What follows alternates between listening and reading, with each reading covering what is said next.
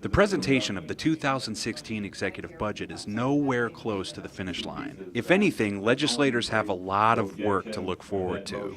This is going to be a long process. It's a marathon, and I know that we have a lot of decisions to make together, and I expect that there will be changes and compromises and challenges along the way. To reach the finish line, we have to make up for a $1.6 billion shortfall in Louisiana's budget. There are proposed cuts to some of the least protected areas of the state's budget: healthcare services and higher education. State spending on healthcare services would drop by $235 million in the next year. That includes a $7.4 million drop for Baton Rouge hospitals and in New Orleans. From the ask that was submitted in November to what is funded right now, the difference is $87.6 million. Total. Yes. $87 million less.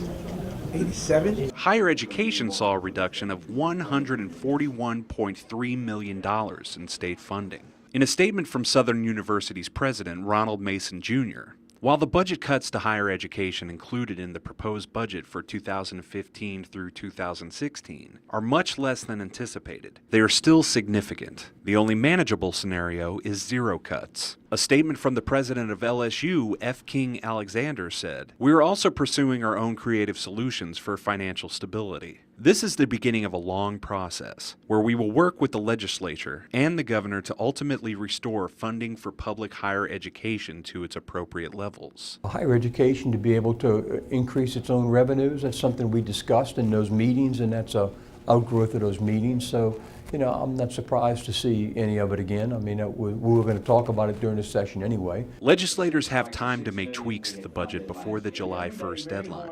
Whatever is done, there is not enough legislative band-aids to fix these major cuts. In Baton Rouge, Tim Sproles, NBC 33 News.